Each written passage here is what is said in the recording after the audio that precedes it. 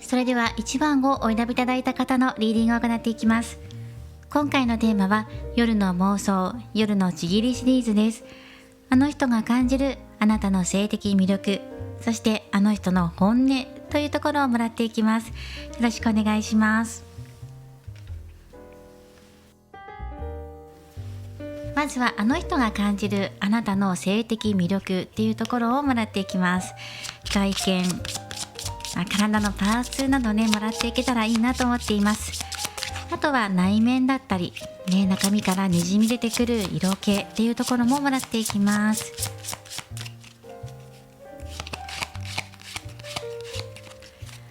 はい、見ていきましょう。水星のカードですね。コミュニケーション上手だったり、LINE やメールのやり取りっていうところからあなたの魅力っていうのを感じている可能性が高いですね。コミュニケーションです。会話、言葉選びの一つ一つだったりとか、あなたの声っていう可能性も高いですね。トーク力だったり、頭の回転や展開が早いところもドキドキするんじゃないかなっていうのも感じますね。スピード感っていうのを感じます。その他のカードからももらっていきましょう。それではトランプからももらっていきます。体のパーツとしてはあまりセクシーポイントっていうのをあなたは大胆にアピールしているわけではないと思います。そうですね。例えば露出した服を着るとか、華美なお洋服を着るとかではない、飾り付けるわけではないんですが、どこかしらシンプルな中にも品のある美しさだったり性的魅力っていうのをにじみ出るような、ふわっと香るような、だからその香りにこだわっている方もいるかもしれない。香りといえば香水だけではなくてアロマを取り入れていたり、お部屋の香りを気にかけていたり、あとは自分のシャンプーとかですね、コンディショナーだったりトリートメントだったり、あと玄関の前の香りとか、そうですね、あと自分のお洋服の香り、消臭を心がけているとか、そう香りっていうところでなんか気を使っているんじゃないかな。そしてお相手もそれを感じているんじゃないかなと思います。あなたがもし香りを身にまとっている場合、香水でも、練り香水でもボディクリームでも、されている場合は、その香りをお相手もいいなっていうふうに思っていると思います。そうですね。3枚トランプからもらっていきます。はい、でこちらで見ていきましょう。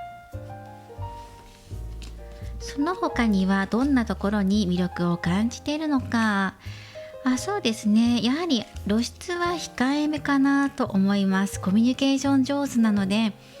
甘え上手でもありますね。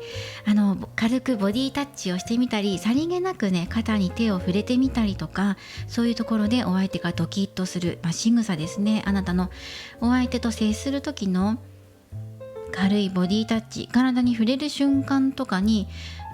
そうですね、ちょっと性的魅力っていうのを感じるっていうのが入ってきます。あと、もし強いて言うのであれば、二の腕のあたりっていうのが入ってくるんですね。肩とか首ではなくて二の腕のあたりです。力こぶのあたりと言ったらいいんでしょうか。男性であれば筋肉質なところですし、女性でも二の腕の柔らかさっていうところに注目が集まってるみたいですね。好きなお相手からの。そうですね。あとも軽快さっていうところが入ってます。フットワークの軽さっていうのもあるので、今から遊べるっていう風にお誘いした時に、いいよっていう風に2つ返事であなたが来てくれるような、そのようなフットワークの軽さっていうのもいいなっていう風に思ってくださってます。お誘いしたらあまり嫌な顔とかはしないんじゃないかっていう風にね、あなただったら OK してくれるんじゃないかっていう、ちょっとね、懐に甘えさせていくのもうまいし、甘えるのもうまいっていうところもあるんじゃないかなと思います。はい、とても上手ですね。軽快さです。ではその後を見ていきましょう。お相手が感じるあなたの性的魅力、最後ルノルマンからもう1枚もらっていきます。あと、もしあなたがそうですね、男性女性問わず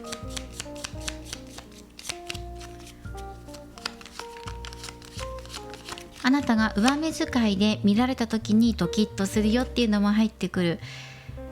例えば好きなお相手が自分よりも背が高かった場合って自然と見上げる形になりますよね。そのように上目遣いで見られるとドキッとするなっていうのが入ってきますね。11番無知のカードが入っています。この人ね、自分で自分のことを無知叩いているんですよね。だから自分で頑張ってボディメイクしているって、自分の体に鞭打ってトレーニングしているっていう方もいるかもしれない、ね、今性的魅力で見ているので、しかも外見や仕草っていうところで見ています。そうですね、やっぱり露出は少なめかなと思います。でもあんまり柔らかい感じっていうか、二の腕の柔らかさは別で、服装だったりとかっていうところで柔らかい感じっていうのはあまり感じないです。どちらかというとストレートなので、ふんわりしたワンピースよりだったらストンとしたねパンツスタイルの方が好みだったりとか、ふわふわなフリルのレースのブラウスを着るよりだったらベーシックなねトップスを着るのが好みだったりするのかもしれません。あなたがそれがお相手もちょうどピタッとはまるんですよね。そのふんわりしたスタイルよりもシュッとね、例えばお尻のラインが見えるような少しタイトなパンツスタイルとかの方が性的魅力を感じるっていうのが入ってきます。あまり露出はしない。だけどその中で見えるところ、ラインが見えるところがあるじゃないですか。お尻のラインだったり背中のラインだったり、そして、今暑くなっていくので半袖になった時に少し見え隠れする二の腕の柔らかそうなところを見るといいなっていう風に感じるっていうのが総合的に入っています。あなたの方でもボディメイク頑張ってらっしゃる、ダイエットだったりボディメイク、体の整えっていうのをやってらっしゃる方が多いんじゃないかなとも思います。そのように自分で努力されていたりとか、いつも綺麗でいたいとかね、そういうように頑張っているところを見るのもすごくいいなっていうのも伝わってきます。はい、では見ていきましょう。もしねこれ見てる方が男性であれば、あなたの背格好っていうところで骨格かなっていうところがいいなっていうのが入ってきます。好きな女性の方から見たらっていうところで、では早速こちらのカードを踏まえながら、あなたの性的魅力っていうところを踏まえながら、お相手の本音っていうのを掘り出していこうと思います。あなたとどんなことしたいの、どうしたいのっていうところで見ていきますね。今回はケルト十字を使って展開していきます。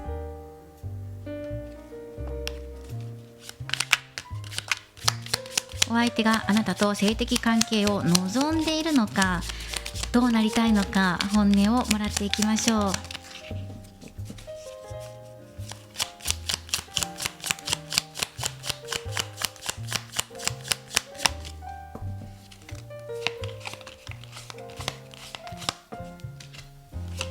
い、展開していきます。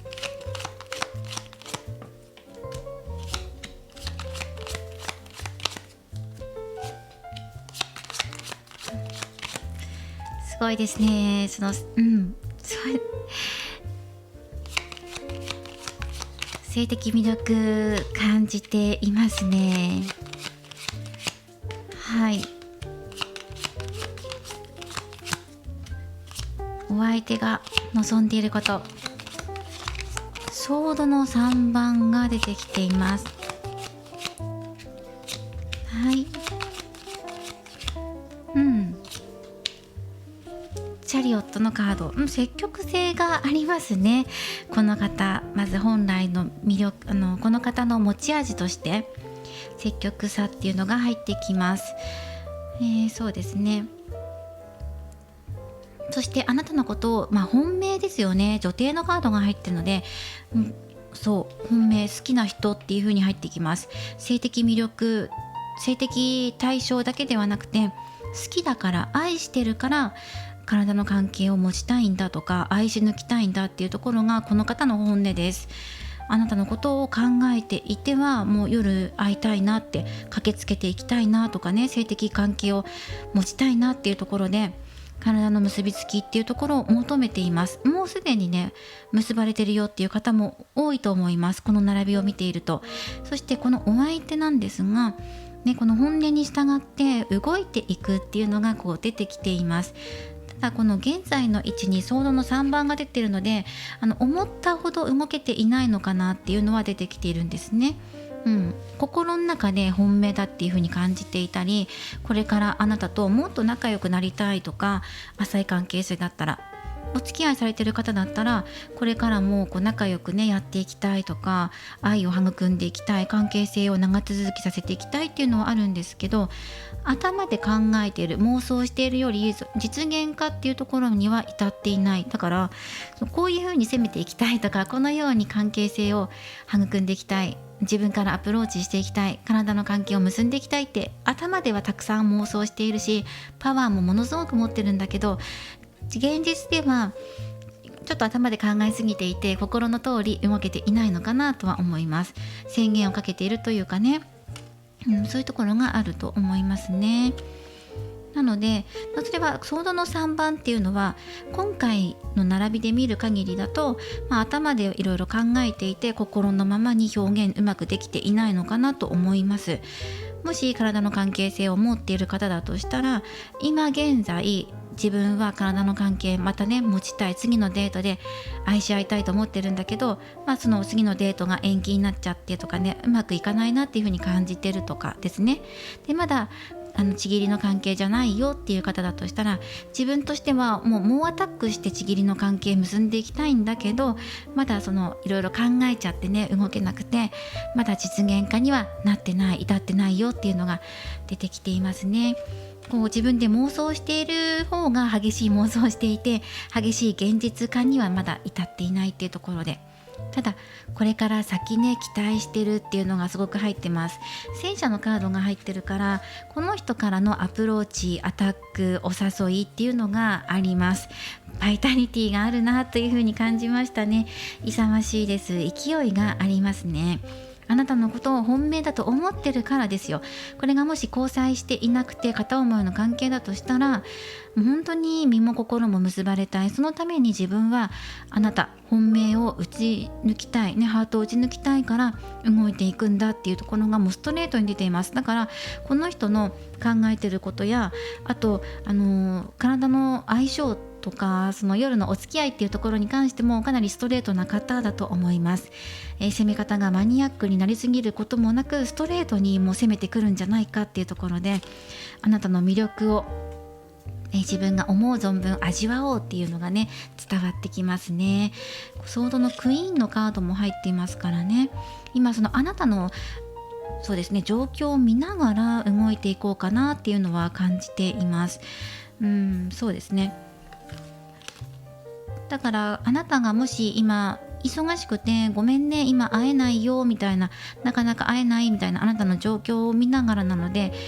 そっかまだしばらく会えないのかとか、あとあなたの体調が今あまりよろしくなくて、体調のこと考えたら今はね裸のお付き合いする時じゃないのかな、ちょっとこらえておこうかなって我慢してるっていう可能性もあります。自分が思ってるほどね激しい夜をまだ迎えることができていないっていうのがあるので、今考えてることや妄想の中では激しく抱きたいっていうのがあるんですね。でもまだその妄想の中で収めてるんじゃないかっていうところがあります。じっくり状況を見てタイミングを伺っていきながら攻めていきたいっていうところがあるので、欲を言えばね勢いのまま押し倒したいっていうところはあるんですけど、慎重にゆっくりとね関係性を育んでいこうかなっていうところであると思います。そうですね、真面目な交際を求めているあなたの方が、そしてお相手もそれに合わせるように、そうですね勢いだけで押し倒さずにね、しっかりと約束してからとか確認取ってからっていうことは心がけてるよっていうのは出てます。ただその本音で言ってしまえば、押し倒してそのままね流れるように一晩中愛し合えたらいいのになっていうふうに思ってる本音はありますね。本音を引き出していくとそういうね激しい妄想っていうのはあります。もっと濃厚に愛し合いたいなとか、口づけを交わしたいっていうところはあるんですが、でも現実的に考えてね、そういうその本能のままに行くわけにはいかないと、そういうところでそのゆっくりと誠実に向き合って自分の気持ちを伝えていくんだっていうところですね。すごくいい流れだと思います。もしそうですね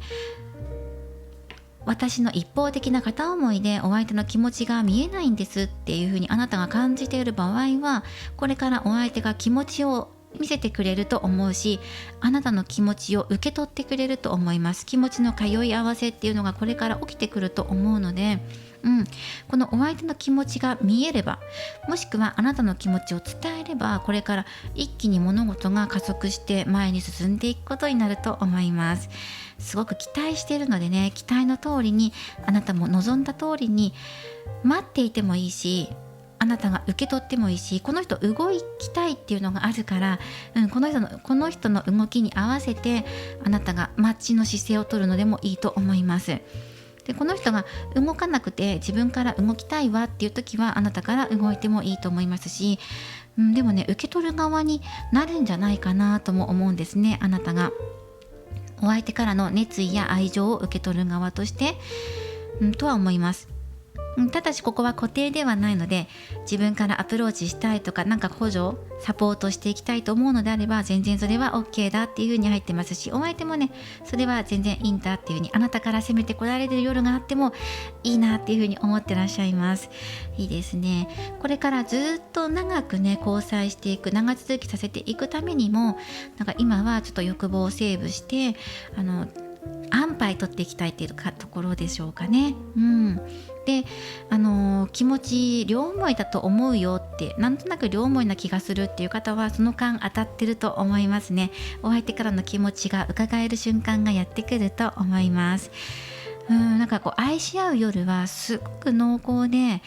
でもそうだな、一番最初はこの人の妄想通りに全力を発揮しない可能性があるから、落ち着いた感じで一番最初第1回目のちぎりは終了する可能性はあります。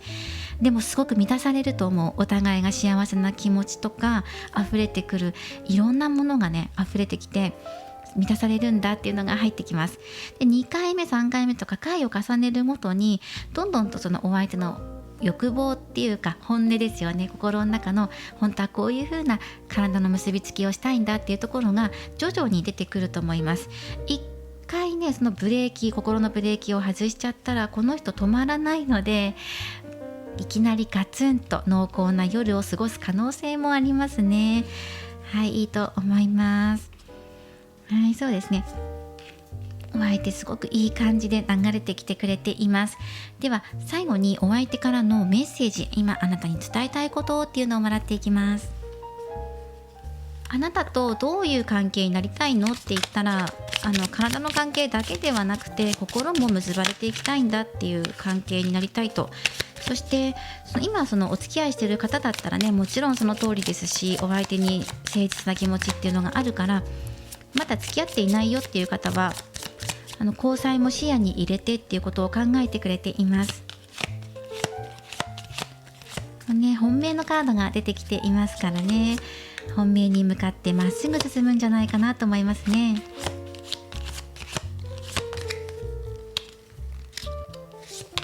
今はね、すごく慎重になっているっていう感じがしますね。それはそうですね、ちょっとこの振り返りを行っていくと、前よりは慎重になってるかなとか、前よりはあなたの意見を尊重してくれるようになったかなとかね、そのように感じますね。あと状況を見るようになったかなとかね。そうですね、交際されてる方だとしたら、今まではお相手のその本能なままにことが流れていったんだけど、今度からはこのあなたの体の具合とかを気遣っていきながら、自分だけのこの気持ちだけで突っ走らないようにっていうところで、少し大人になったお相手の様子っていうのが見えています。そしてルノルマンももらっていきましょう。ユーディアライト、可能性が目覚めるというカードも入っています。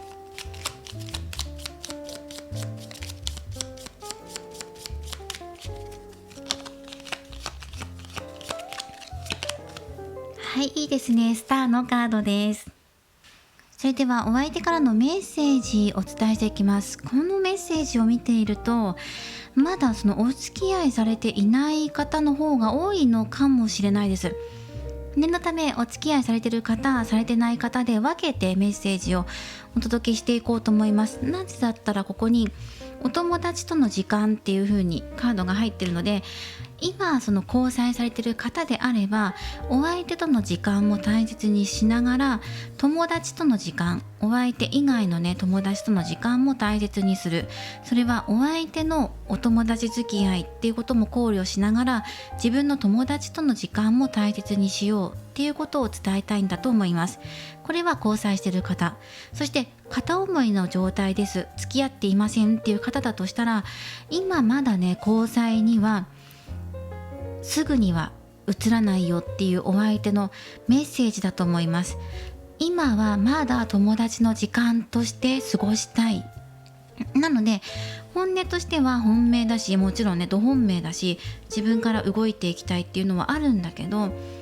でもそれをちょっと抑えてね、今の関係性をまだね今は維持していきたいっていうメッセージが入っています。それは何かの意図があるからですね。何かがあって動けないとかじゃなくて、あえて友達の時間を今は楽しみたい、友達としての時間をもうちょっと設けたいんだっていうのがあります。だから出会ったばかりでまだ浅い関係性だとしたら、まずはね友達からって、もちろんあなたのこと好きだなって、魅力的だなってことは入ってるんですけど、でもまずは友達として時間を重ねていって、お互い知ってからっていう気持ちは出ています。で、浅い関係性じゃなくて、もう友達期間がずっと長いんですっていう方だとしたら、それでも今の関係性を今はね一定期間キープしておきたい、友達としての時間を持っていたいっていうことがあるから、まだその交際っていうところには向かって言ってるんだけど、今すぐではないよっていうことです、答えとしては。そしてここに星のカードが2枚入ってきています。いいですね。暗闇の中でも星は輝いているっていうことで、2枚とも星です。だからこそね、関係性を急いで求めすぎずにね、焦らずに広い視野を持って、未来はきっと今よりも広がってるんだ、可能性は広がってるんだっていうことを信じていてくださいって。お相手が動いてこない限りは、そうですね、あなたから友達以上の関係性を今すぐ求めるのは一旦ストップして、もしお相手がねすぐ明日明後日にでもね交際したいんだっていう風に話しかけてきたら、もうそれはね即 OK してもいいんです。ただそのお相手があともう 1,2 ヶ月はね、例えば自分の仕事が落ち着くまではとか、今これがあってこのプロジェクトが終わるまではって仕事を取り組みたいんだよねみたいなことをちらっと言ってきたら、今じゃないタイミングなんだなっていうふうに捉えておいて、でも希望はずっと持っておくんですよ。いずれその星っていうのは今は遠いけど掴むことができますからね。暗闇の中でも星は光ってるんです。だからこの輝きは残しておいてください。で、そしてお相手が例えばデートに誘ってきたとか連絡来たって時はチャンスかもしれないって思ってください。このあたりはね、お付き合いしていない方、少しどのタイミングで見ればいいんだろうって思っちゃうかもしれないんですけど、さりげなく聞いてみて、お相手にいつデートできそうみたいなこと聞いて、もう明日明後日でも行けるよっていう風に返されるかもしれないし、いや1ヶ月ぐらいはね、今ちょっと年度が変わったばっかりで新しいねスタートだから、ちょっと今慣れるまでね時間がかかるんだって言われるかもしれないから、そしたらちょっと待って落ち着いた頃にお誘いしてみるとかでもいいと思います。で、浅い関係性でもアタックの方法ってまた変わってくるから、連絡先知ってる知らないでも変わってくると思うので、まずは浅い関係性だったら友達からっていうことでスタートしてみてください。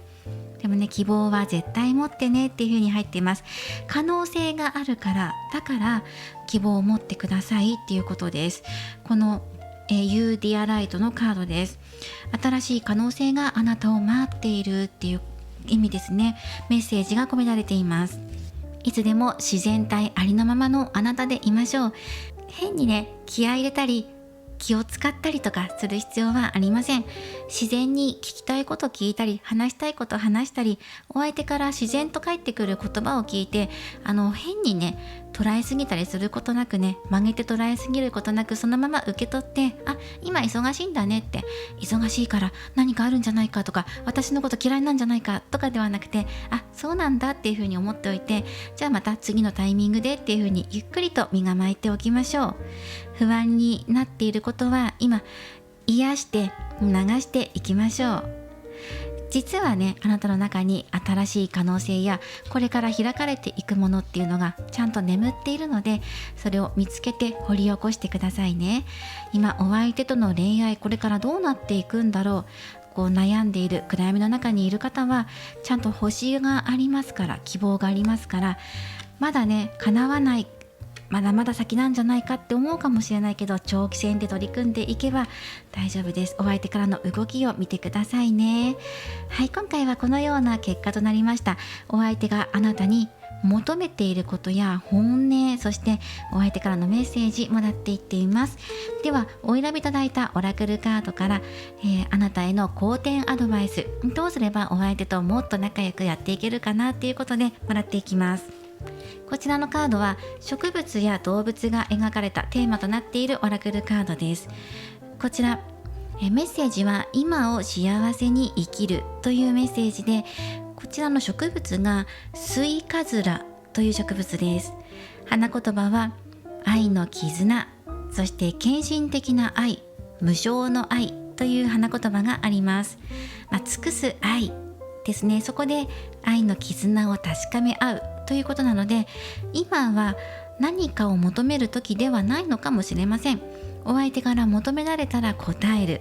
今は見返りを求めずに、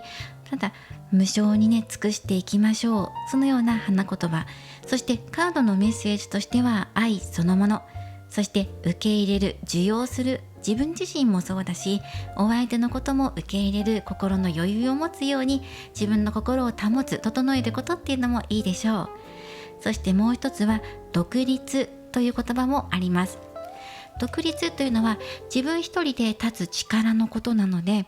お相手に頼りすぎてお相手に左右されることなくね、ただその誰にも左右されずにっていうところがあなたの持ち味でもあるので、魅力でもある、お相手がいいなと思っているところでもあるから、本当に自然の今のあなたのままで、あるがままのあなたの姿でいれば十分お相手は魅力を感じてくださってるから、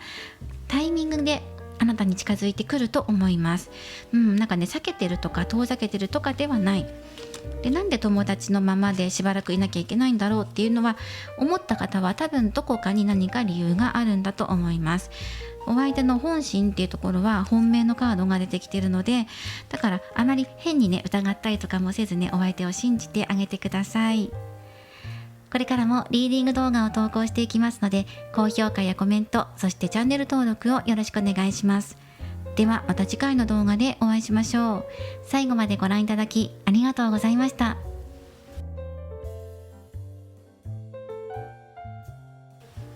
それでは2番をお選びいただいた方のリーディングを行っていきます。今回のテーマは夜の妄想、夜のちぎりシリーズです。お相手があなたに感じている性的魅力、そしてお相手の本音、あなたと体の関係性になりたいのかどうかっていうところを見ていった後に、お相手からのメッセージっていうのをもらっていきます。よろしくお願いします。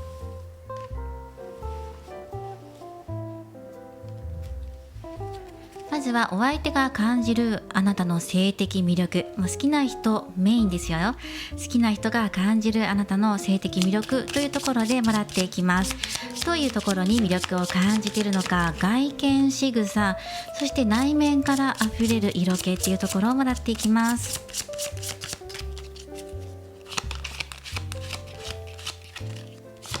はい、見ていきましょう。蟹座のカードですね。とても家庭的で優しい、そして繊細なところっていうのが入ってきます。可愛らしい方っていうのが入ってきます。これは男女問わずですね。容姿かもしれない、顔立ちとか、あと外見なので、外見可愛らしい仕草をしているとか、自分では意識していないかもしれないけど、お相手からはそう見える。可愛いって言われたことあるんじゃないかな。どこかですよ。動きかもしれないし、体、ここのパーツが可愛いねとか、瞳が可愛いねかもしれないし、髪型可愛いねかもしれないんですけど、可愛いねっていうワードを言われたことがある方が多いんじゃないかと思います。そしてとっても清らか。あとはトランプからももらっていきます。3枚もらっていきます。外見、仕草あふれる魅力、あとロマンチストですよね。デートとかもロマンチックな場所でデートしたいとか、そうですね、例えば夜景ライトアップされた場所がいいなとか、レストランでも雰囲気のいいところがいいなっていうふうにあなたが思ってるんじゃないかなと思うんです。それはそのままお相手にも伝わっています。はい、もう少し見ていきましょう。お相手の好みのタイプだっていうのが入ってきます。ジョーカーのカードが入ってきていますね。なるほど。ちょっとねこれで気になるんですが、そうだな、後からタロットでもらっていこうと思います。そうですね、こう見ているとあなたが何かに夢中になっているっていうのが入ってきます。趣味がある、お仕事かもしれないですね。何かに夢中になっているところを見ているので、仕事に打ち込んでいる姿を見ているとか、今あなたが資格を取るために一生懸命勉強している様子を知っているとか、身近にいるんじゃないかなとも思いますし、自分の理想のタイプだっていうのが入ってくるんですね。それは外見もそうだし、多分性格とか内からにじみ出てくる色気とかもそうだと思います。ちょっと考え事していたりとかするところが伺えるので、天然だねって言われた時もあるんじゃないかなと思います。あなたが、少し可愛らしいねの他に、そうですね、天然さんだねって言われたりとかすることもあるんじゃないかなと思いますね。そうですね、ちょっとこのジョーカーのカードが後でさらにね深掘りしていきます。ジョーカーっていうのは、普通のトランプとは違うんですよ。特別感を感じる特別なカードですね。タロットで出していけばもっとわかるかもしれないので置いておきます。外見としてはやっぱり可愛らしいところ、丸いところとか小さいところっていうのが入ってくるので、女性の方だったら身長が平均身長より低めだったりですかね。あとはヘアアレンジをしている方も多いかもしれません。ヘアカラーもそうだし、ヘアアレンジで、女性の方だったらね、髪型その日によって変えていたり、まとめていたり、下ろしていたり、巻いていたりとか、男性の方でもデートの時とお仕事の時と髪型を変えるとか、ヘアチェンジ、ヘアアレンジをされている方もいると思います。あと趣味ですね。あなたの持ち味です。好きなこととか打ち込んでいることを近くで見ている。そして12番、これコミュニケーションですね。お話ししたり触れ合ったりすることで、なんでしょうね、瞳に魅力がある、目力の強い方、あとは柔らかそうに見えるんだけど実は気遣い屋さんだったり、気の使い方がうまいとか、あとお相手のいいなって思うポイントをつくのがうまかったりとかですね。コミュニケーションの中でポイントついてくるなっていう風にね、いいポイント、なんか気持ちいいなって、だから一緒に過ごしていると心地いいんですよね。そういうことが入ってきます。コミュニケーションのカード12番、鳥のカードです。でこのジョーカーですよね。あとはここの性的魅力っていうところを見ていったので、服装もそうですよね。時にねカラフルなお洋服を着たりとか、あまり固定してないんじゃないかなと思うんです。例えばベーシック黒と白でまとめるだけじゃなくて、時々青の服を着たりとか緑を着たりとか、その色をねまんべんなく着てるようなイメージがあるので、ヘアカラーとかをしていない方は、服だったり靴とか外見ですよね、ネイルとかバッグとかアクセサリーをつけていたりとか、その日によってコーディネートが違ったりとか色味が違うっていうのも新鮮でいいなっていうのが入ってきます。1番はカニ座のカードですよね。家庭的ロマンチストっていうところがあります。そこが一番の魅力なんじゃないかな。幼さっていうのをいい意味でいい感じで残してるんです。純真なところっていうところで。ではタロットからケルト十字を使いながら見ていきます。あなたとどんな関係性、体の関係性を求めているのか、お相手の本心っていうところ、本音をもらっていきます。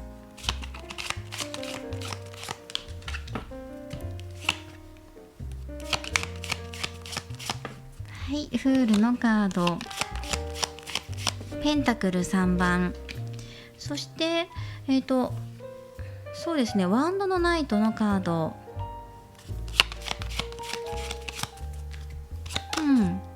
ワワンドの7番、いいですね、活気にあふれています。ワンドの9番、ペンタクル2番、これはこちらですね、つられ人のカードで、女帝です。はい、ペンタクルのエース、そしてワンドのページで入ってますね。いいですね、すごく活力にあふれているなっていう風なイメージ、印象を受けました。これからね、その余裕を持って2人一緒に歩んでいけるような関係性になりたいっていうのが入ってきています。最近までかなりこう制限かけていたとか、縛られていたとか、そうですね、なんかこう慎重に物事を考えていて消極的になっていたのか、またはやることがいっぱいあってあんまりこう自由になれていなかったんだけれども、そこからもう今はね、もうガラッと変わって開放的になってるので、だからもともとこの人が消極的だったっていうわけではないんじゃないかなと思うんですよ。例えば、自分の中で片付けなければいけないことがあったり、そうですね、こうピークがあってそれを過ぎてようやく今解放されたとか、あとは今までずっと溜め込んできた思いをやっとこう打ち出すことができたとか、告白とかですね、あなたから告白されたとか、気持ちを確認し合えたとか、そういうことがあるんだと思います。そうですね、自分の中の守りに徹していたところから今度は逆にね、外に出ていこうっていう風に明るくなっているような今のお相手の状態、あなたへのお気持ちの移り変わりっていうところでは、そうですね、何かこう目処が立って自由に会いやすくなったとか、連絡しやすくなったとかっていう感覚に近いんだと思います。そしてあなたと性的な関係を結びたいっていう風に思ってますね。なんか自由になったからもう少し開放的にやっていきたいなとか、自分の本音、欲望っていうところをさらけ出してやっていきたいなっていうお気持ちが本音としてね、出てきています。粘り強く取り組んでいくっていうカードが本音に出てるので、何か障害があったとしても今まではそれに向き合ってこれなかったんだけど、今度から向き合っていきたいとか、でも再チャレンジとかのカードではないから、ちょっとくじけそうになった時もあったけれども、今度からはくじけずにもう固い意志でやっていきたい、もう絶対諦めないんだっていう風に入ってきています。そしてあなたからの愛も感じてるんですよね。お相手すごく嬉しいなって思っています。お相手のことを好きだ、あなたがどれだけ好きなっていうことをね、もういかに好きかってことを伝わってるし、お相手もあなたのことを大事な人だなっていうふうに思ってます。特別に感じていますね。だから向かっていきたいんですね。ワンドの、ナイト入っていますから、アプローチしたいんですよ。すごくね、ワンドのカードが多いから性的関係になりたいっていう気持ちも強いし、自分から情熱を持ってねアタックしていきたいっていう気持ちもすごくあります。で、現状のところにつられ人のカードが入ってますから、思ってるんだけど耐え時だなっていう風に出てるんですよ。だから一瞬解放されてるんだけどね、そうやって諦めなくて取り組んでいきたい、進んでいきたい、アプローチしていきたいっていう強い思いと、また裏腹にね、この人の今の現状としてはでもまだ待てよって、まだまだ焦るなっていうところと、なんかこうすぐにでも結びつきたいんだけど、なんかこう自分の中ではまだ準備が整ってないのか、何かしらの障害があって、簡単にこう結ばれるような関係性ではないのか。でも障害があってももうね、自分は諦めないんだって気持ちになってるから乗り越えていくんだっていうところがあります。で、障害っていうのは人によってそれぞれです。例えば時間が合わないとか、遠くに住んでるとか、会うにしても何時間もかけていかないと会えないとか、そうですね、そのような関係性かもしれないし、まだまだ浅い関係性だから連絡先知らないっていう方もいるかもしれない。でもお相手はあなたからの好意、愛情っていうのを受け取っているし、あなたのこともいいなっていうふうに、魅力的だなっていうふうに思っています。そこはね、一緒です。どんな関係性であってもあなたの愛情やお相手の愛情っていうのはきちんとあるよっていうところは変わらずですね。で、これから先なんですが、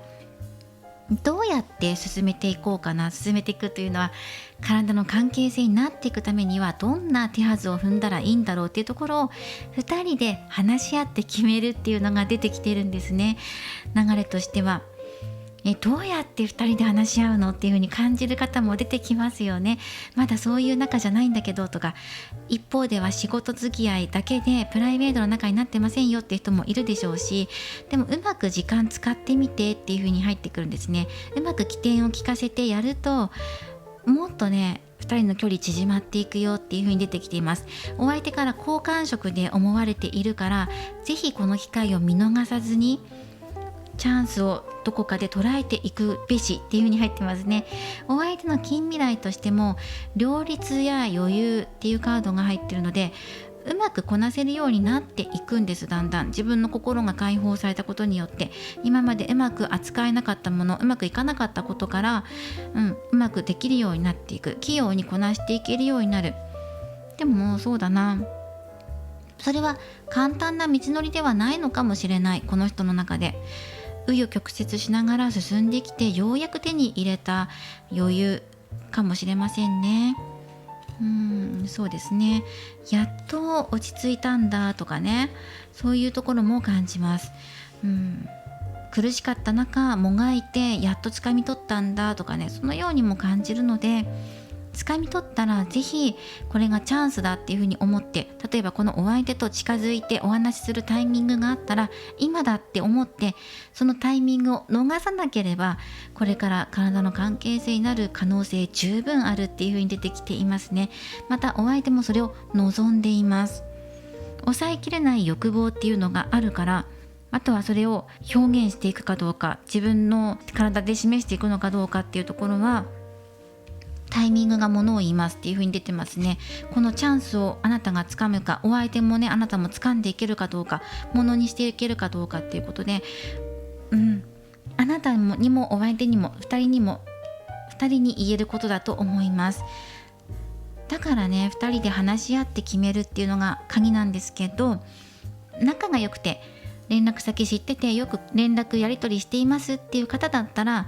次いついつデートするみたいな感じで話し合って決めることできるしね、交際してる方も同じように日程合わせるとかっていうことはできるんだけど、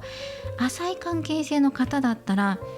まずはそのいきなりね体の関係性を望むのではなくて、ゆっくりと時間をかけて2人で育んでいくんだっていうのがキーポイントとして入っています。ここですね。それは関係性によって変わってきます。浅い関係性なのか、友達の関係性なのか、恋人同士なのかにもよって変わってくる。なんかうっすらね両思いな気がするっていう方も多いと思うんですよ。ここに本命のカードが出てるから、あとあなたにとってお相手は本命っていうのは間違いなく入ってるし、お相手もそれを受け取ってるよっていうのは入ってくるんですよね。ただ現状ではつなり人のカードだから諦めない気持ちはあるんだけれども、じゃあ実際物事動いてるのかって言ったら、今はまだ今すぐはね動いていないよ、今現在動いていないよって、ようやく何かから解放されて気持ちがすっきりして動き出すところだよっていうところなので、それがじゃあいつ動くのかっていうのはタイミングしっかり見てね、もしくは話し合って、そうしたら分かってくる、つかめてくるよっていうのが入ってきています。最終的にはワンドのページだから、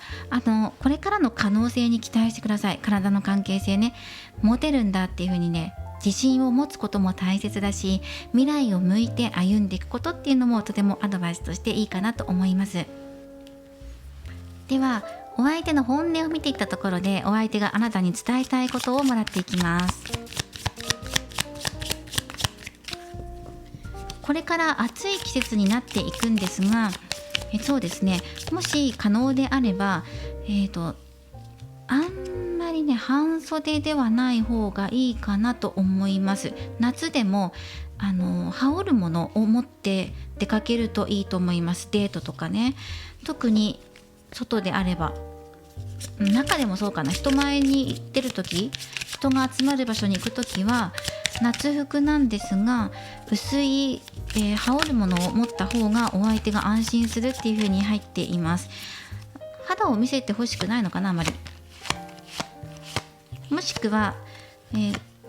羽織物のあなたの姿が好きとか、お相手からのメッセージでまず2枚ねもらっていきます。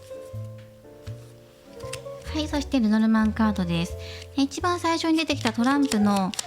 ジョーカーのカードっていうのは、ジョーカーは無敵でもあり、何にでもなれる、そうですね、タロットで言ったらフールのカードにも近いかなと思います。なので自由なところが好きっていう意味でも捉えることができますし、でも理想の人っていう風に入ってるんですよね。もうすでに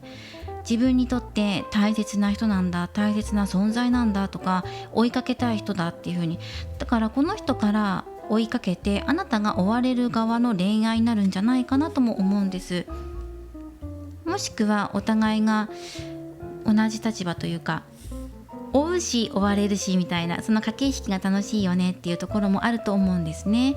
そして手紙のカードがお相手から伝えたいことで入っています。緊急に大事なお知らせを知らせたい。そしてもう1枚カードをもらいます。これは本当に LINE や DM とかね、メールとか文章、お手紙とかでお相手からメッセージカードが届くのかもしれない。メッセージが実際に届くかもしれないですね。あともう少し見ていきましょう。リラックスね、リラクゼーションのカードが入ってますから、癒しです。一番まず入ってくるのが癒しを求めているのか、癒したいのか、お互いが癒し合いたいんだと思います。ペンタクル2番が入っていますから、どちらかが一方的に過剰に癒す側になるんじゃないし、癒される側になるんでもなくて、お互いが同じバランスで癒し合いたいということで、まずねここですね、ゆっくりと癒しの時間を持ちましょう。リラックスしてっていうカード、緊張しないでね、お互いだよっていうことと、日常の些細なことも嬉しいことだっていう風にね、嬉しいこと一つ一つ数えて、こういうことあった楽しいって、こういうお相手との些細なことがすごく嬉しかったとか、そういうことを大切にしてっていうことのメッセージですね。お相手からのメッセージ。そしてこちら手紙のカードは先ほどお伝えした何かお相手から伝えたいことがあるんじゃないか、実際にメールか何か文章で伝わってくるものがあるんじゃないか、なければ今言ったことがお相手の言いたいこと、伝えたいこととして捉えてください。そして全ての願いが叶うっていうね、パイライトのカードが入っています。このカードはあなたの願いを次々と実現してくれます。あなたが今何を望んでいるのか確かめてみてください。あなたの人生には全てを叶えても有り余る価値があるんです。夢を生きるあなたの姿は多くの人に新しい希望を与えることでしょう。思いのまま望んでください。遠慮することはありません。あなたが願えば全ての願いが叶いますっていうカードで、これがお相手が伝えたいメッセージなので、あなたの願いを叶えたい、自分の願いが叶う相手だから、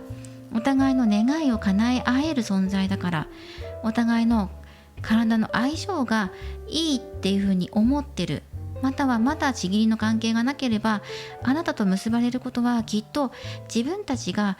相性がいいんじゃないかって思ってるってことですよね。楽しみにしている、願ってるんですよね、体の結びつきを。でもただ今そのお相手の現状だったりとか見ていると、ぐいぐい行くという感じというよりは、何かようやく開けたので、でもまだね、動き出すんだったら、実際に動くんだったら今すぐではないかなというのは出てます。でもそんなに遅くはないですね。じゃあ今日は明日動くのかって言ったらそうではないんですけど、1週間先とかもうちょっと先になるかもしれないんですけど、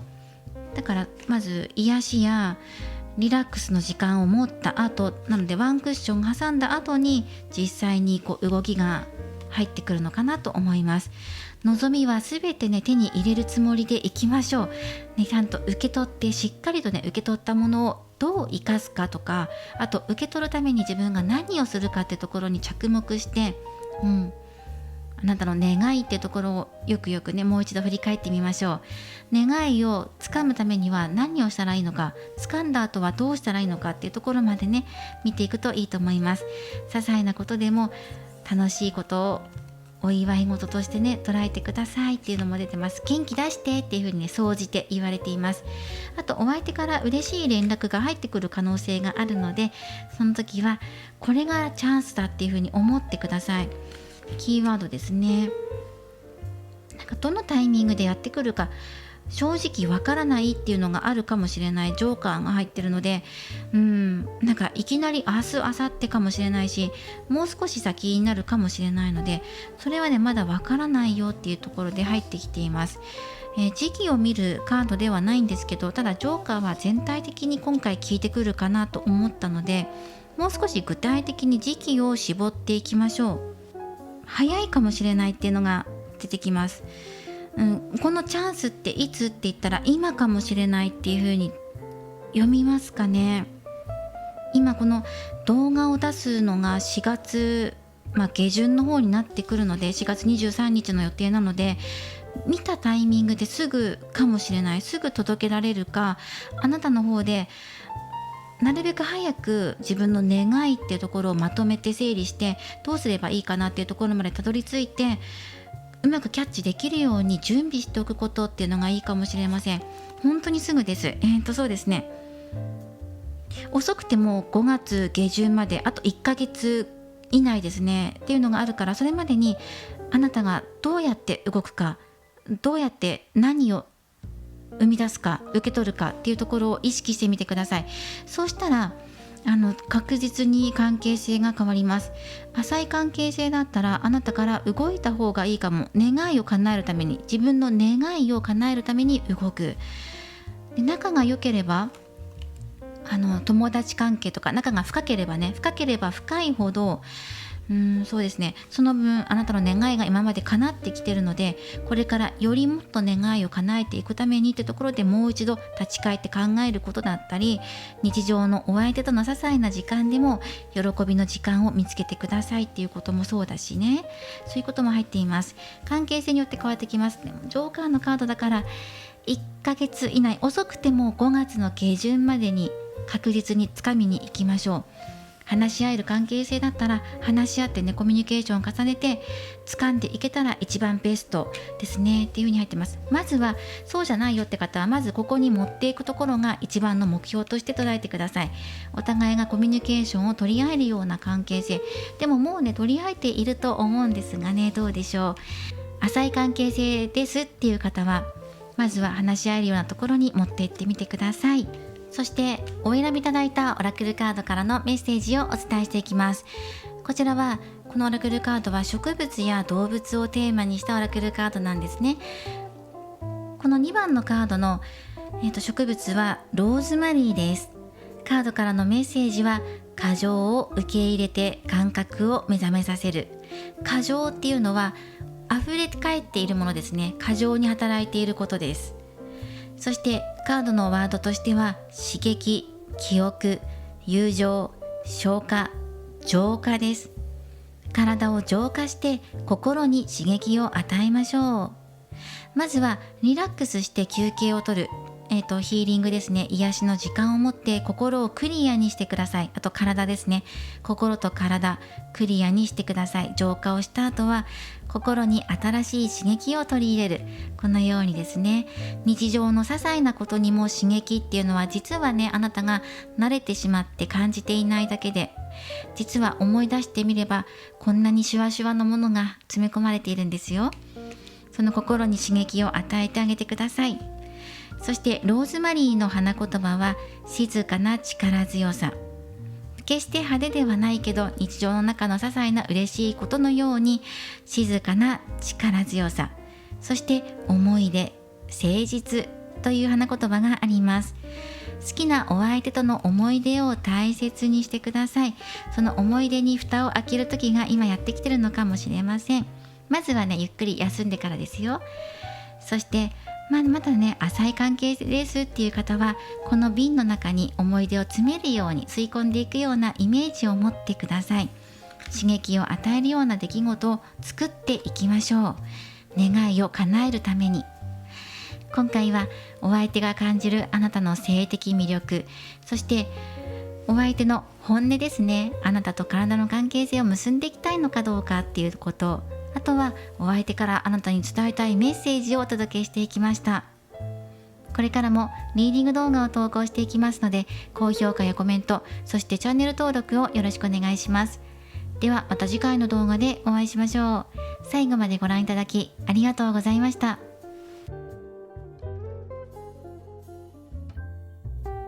それでは3番をお選びいただいた方のリーディングを行っていきます。今回のテーマは夜の妄想、夜のちぎりシリーズです。好きなお相手があなたに感じている性的魅力、そしてあの人の本音ということで、あなたと実際に体の関係を結んでいきたいのかどうかっていうところを尋ねていこうと思います。最後にお相手からのメッセージをいただいていきます。まずはお相手が感じるあなたの性的魅力について見ていきます。外見、仕草、内からにじみ出る色気というところをもらっていきます。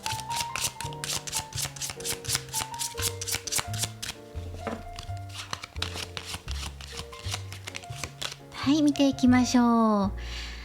そうですね、ヴィーナスのカード、金星のカードです。もうこれは本当に愛と豊かさ、そうですね、金星だから、まさにそれを象徴しています。女神のカードですね、ヴィーナスです。今回性的魅力として見ているので、リーディングしているので、お相手から見たら、ドストレートに性的魅力の相手として入ってるんじゃないかなと思います。どこが好きとか、どこのパーツで感じるとか、どの仕草で感じるというより、何かもうすでにの関係性を結んでいる方が多いんじゃないかなっていうのも入ってきますね。もうすでに知ってるよって、あなたの魅力、快感なところを知ってるよっていう風に入ってきます。もしまだちぎりの関係を結んでいないっていう方は、もうあなたが本命とか、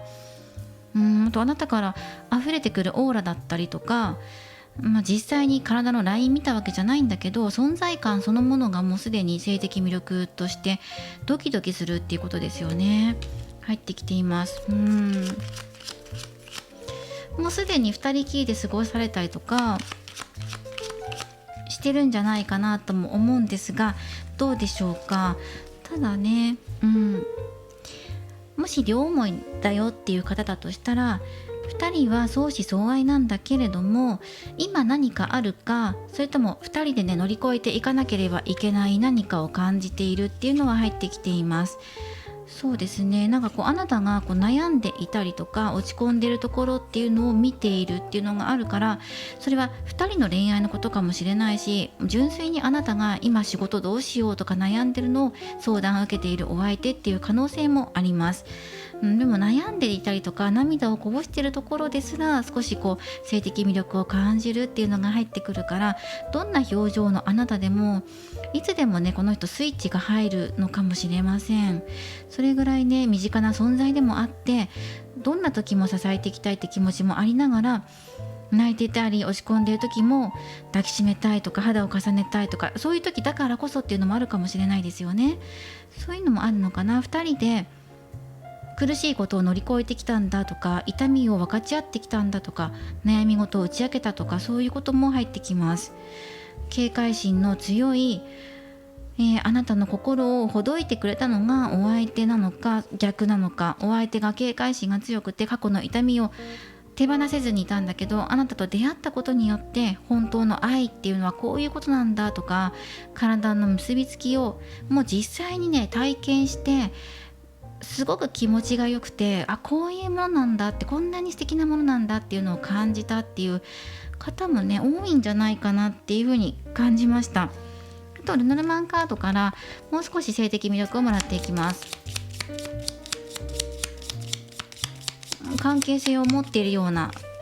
気がしました。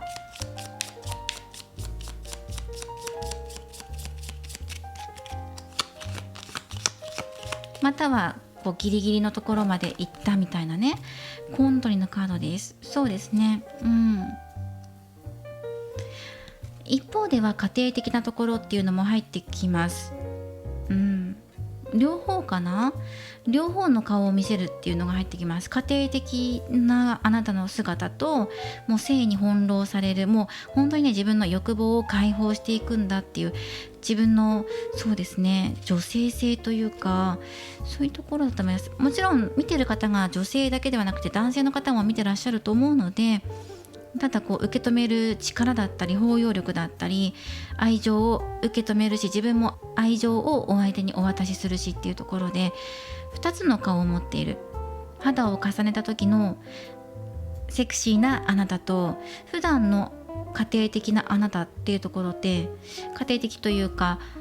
例えばね、その仕事で頑張ってる姿もそうだし、肌を重ねている時と重ねていない時、どちらもね魅力的なんだっていうのが入ってきます。そうですね。あとやっぱり一番はやっぱり性的魅力ってところで、このコウノドリさんも入ってくるかなと思うんですね。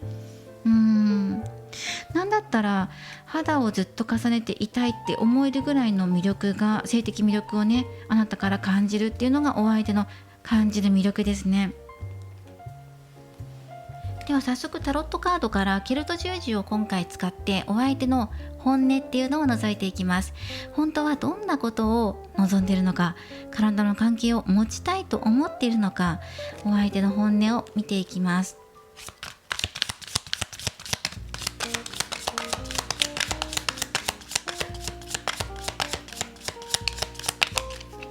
どんなことを考えているのか見ていきましょう。あなたの存在イコール愛すべき人っていう風に入ってくるので、何かね、もうすでに関係性があるように感じます。ただ何かこう苦しみを一緒に乗り越えてきたのか、何か今現在共通の痛みを感じているのか、考えていることとしては向かっていきたい。やっぱり本命のカード、ね、女帝のカードが出ました。ワンドのクイーンも出ていますね。やっぱりもう関係性持ったことあるよって方が多いのかなと思います。または何回かね、こう関係性を持とうとお相手が持ちかけようとしていたチャンスを伺っていたんじゃないかと思います。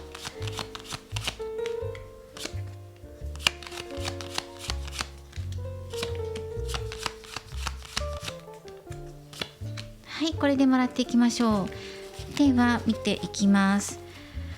はい、ジャッジメントのカードも入っていますね。再生復活刷新っていうところでしょうか。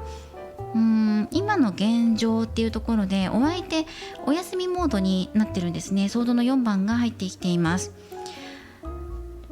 考えていることや心の中で感じていることっていうのは、もちろんここのカードが出てるので積極的にアプローチしていってアタックしてね、本命であるあなたっていうのを愛し抜きたいっていう気持ちがあるんですね。ただ現状は休んでいるカードなので、これの並びで見ると今の現状何かこう問題があるのかなっていうふうに感じます。はい、お相手が動けない事情がある。それは、体の関係性として、自分ではね役不足だっていう風に感じてる、実感してるのかなっていう風に思うところもあるんですけど、そうじゃなくて本当はこの人ねバイタリティとかもあるし、粘り強さとかね、攻めていく気持ちとか体制っていうのも整っているはずなので、整っているというか持っているはずなので、それが今整っていないような状態なのかなと思いました。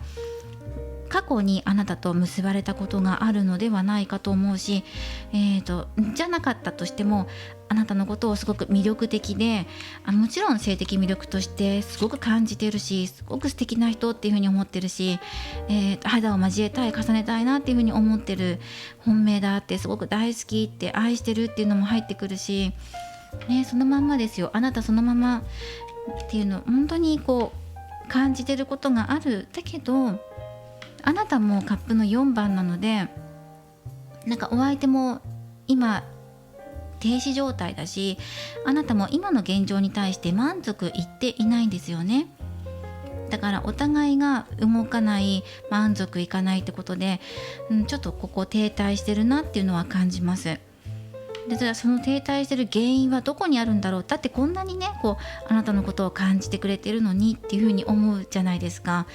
でジャッジメントが入ってきてて、これから先お相手はあなたに向かっていくんですよね。でプラスポイントとして入ってくるところが、できれば楽しく過ごしたいなっていうところが入ってくるし、あなたの様子を見てるっていうのがあるから、一つは今、刺激が欲しいなっていうふうにお互い思っている。肌を重ねる時にね、もう肌を重ねたことある方はもう何年も何年もねお付き合い長い交際続けていて、そろそろね新しい刺激が欲しいなっていうところをお互い感じていて、その刺激を掘り起こしていくんじゃないかっていうところがまず一つで、もう一つはそうですね、より良い関係性になっていくためにっていうことで、まず仲直りですね。ここお互いが今の現状、あなたも満足いっていないし、お相手も止まってる状態だから、心の中はねこんなに情熱的に愛してるし考えてるしっていうのがあるから、だから何か喧嘩したとか、今事情があってね、今お互いなかなか会えないとかで、お互いのことをね肌で触れ合えないような期間に入っていて、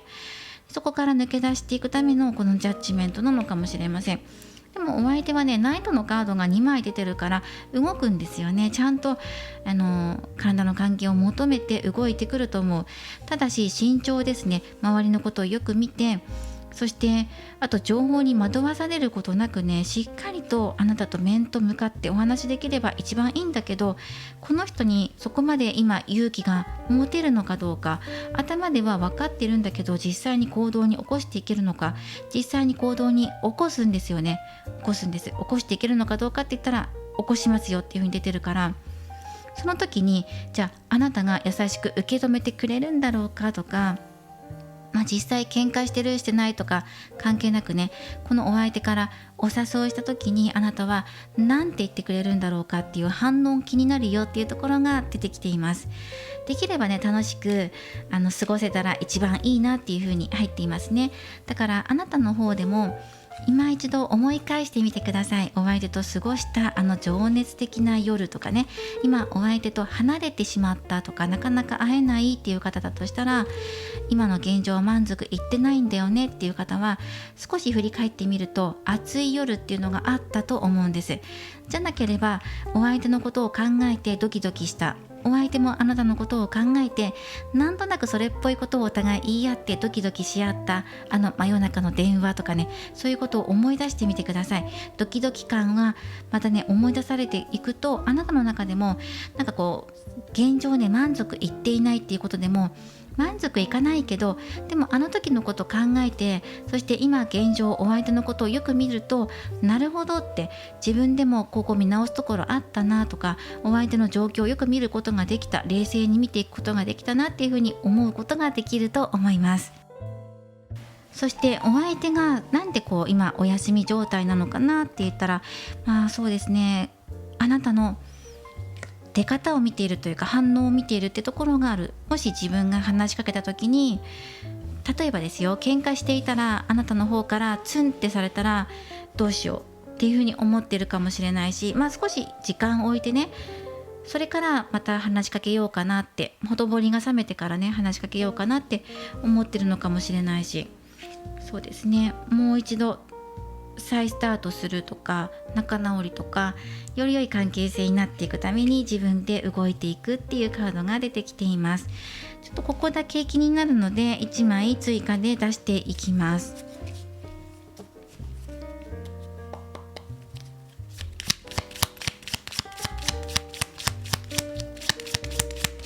お相手の今の現状に対しての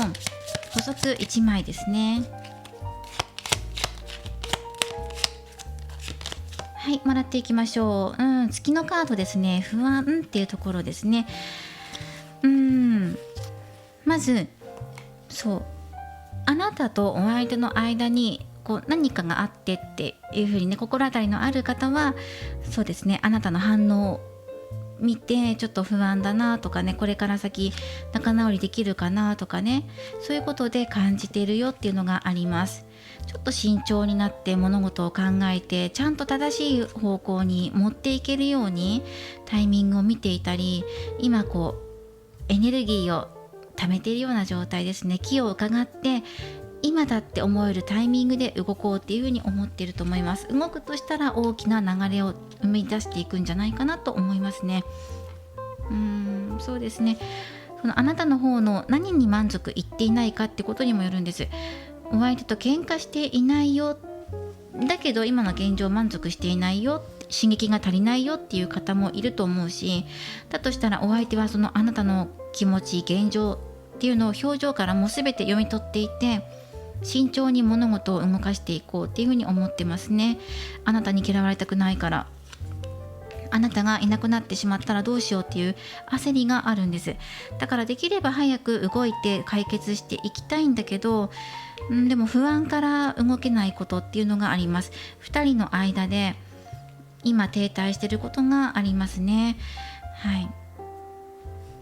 というふうに出てきています。ただしこの人がちゃんと諦めずに動いてくるので、その時にじゃあ私どうしたらいいのっていうと、お相手とこれからよりね仲の良い関係性になっていくために、あなたの方でもお相手と明るいムードを作って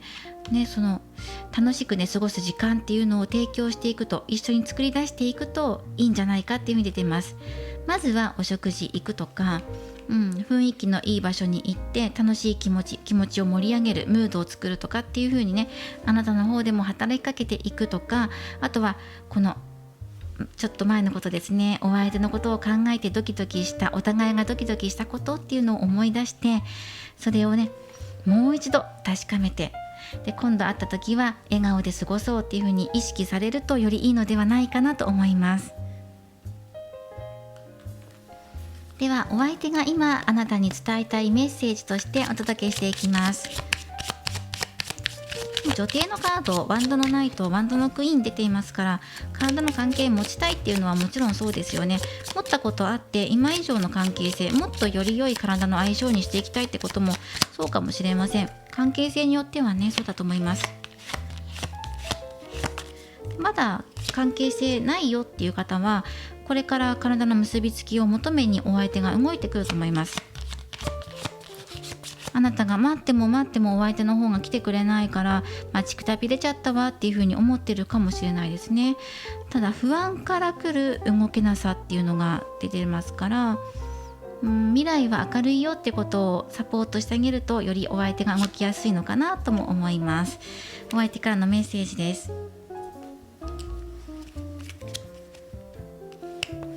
ノルマンからも1枚もらっていきます。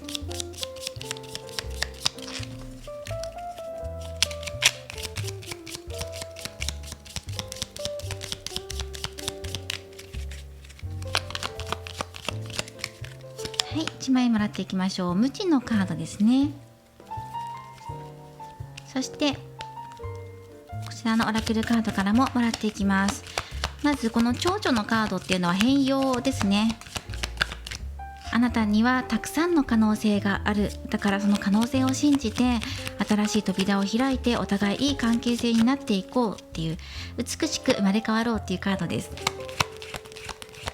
そのようなメッセージと、あとこちらですね、周りのことよりも自分たちのことを優先させたいっていうことです。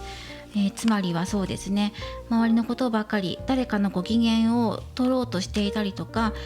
顔色を伺うことよりも自分たちの願いに素直に従って動けばいいんじゃないかって、そしてより良い関係性になっていきたいよっていうこともそうですね。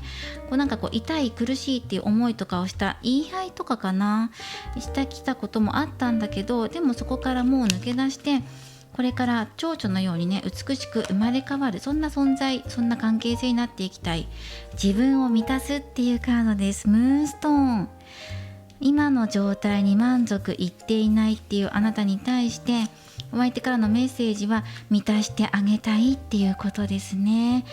美しく変わらせたい、変わってほしい、自分の力であなたを変えてあげたいってこともそうだし、2人が変わりたいってこともそ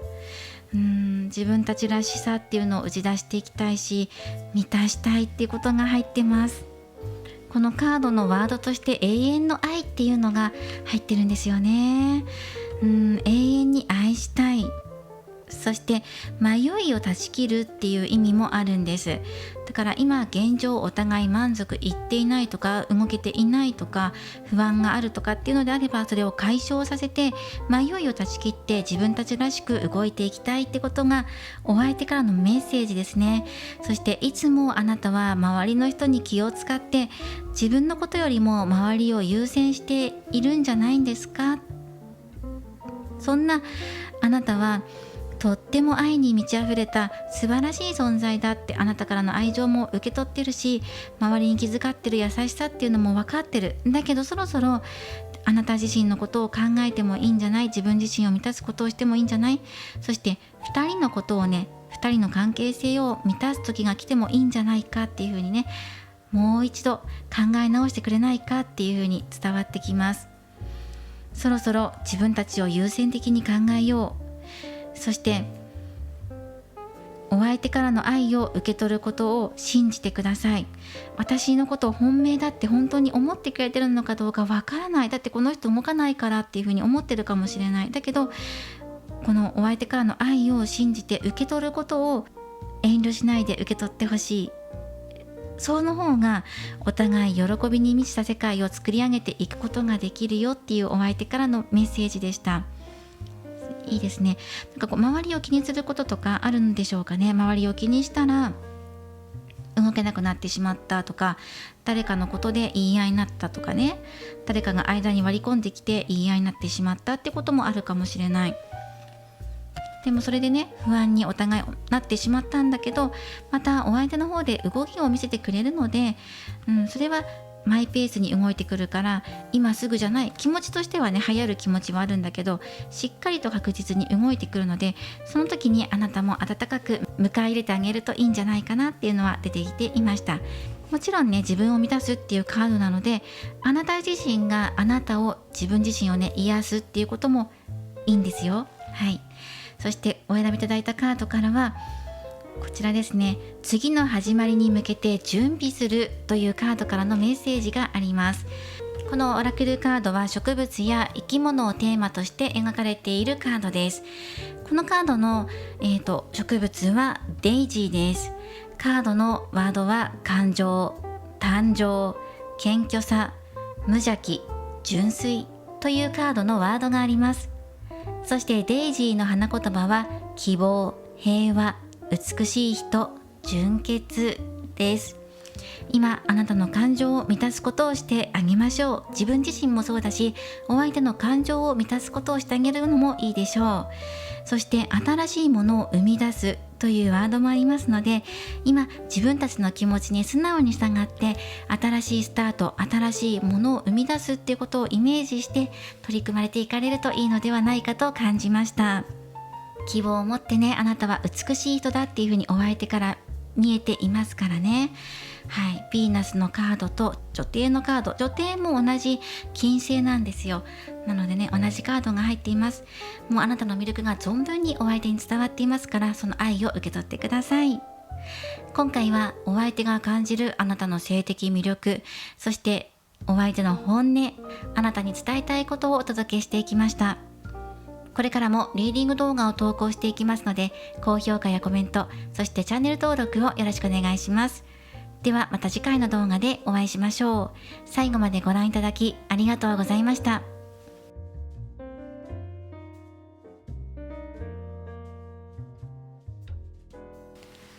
今回のリーディングは以上となりました。夜の妄想、夜のちぎりシリーズ、お相手があなたに感じている性的魅力について見ていきました。好きな人が感じるあなたの性的魅力なので、恋愛対象の方ではなくて、本当に今あなたの好きな人がどんなことを感じてくれてるのかな、どういう風な関係になりたいのかなというところを深く見ていきました。では今回はプチ3択占いを行っていきましょう。今回はこちらのトランプを使って見ていきます。具体的なラッキーナンバーをもらっていきましょでお相手に連絡するんだったら、もしくはお誘いするなら、またはデートに誘うならとか、連絡先を交換するなら、この動画を見てから何日後がいいのか、何日後で見ていきます。3枚選んでいきますので、お好きなものを直感で1枚お選びください。何日後ですね。自分から動くとしたら何日後、自分から動いていいお返事をもらえるとするなら何日後というふうに見ていきます。お相手から来てくれるのが何日後ではなくて、自分から動くというのをテーマに絞っていきます。左、真ん中、右でお好きなもの1枚お選びください。はい、お選びいただいたでしょうか。では早速、今回は右をお選びいただいたから見ていきます。自分から動くなら何日後。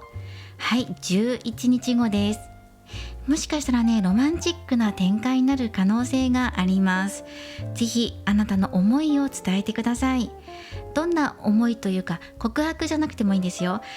大切にしていますとか、いつもありがとうとか、あなたの誠実なお気持ちを伝えるようなことをするといいんじゃないかなと思います。もちろんね、告白でもいいんですよ。告白やプロポーズにも適していると思います。11日後です。この動画を見てから11日後。では次、真ん中をお選びいただいた方です。自分から動くなら何日後。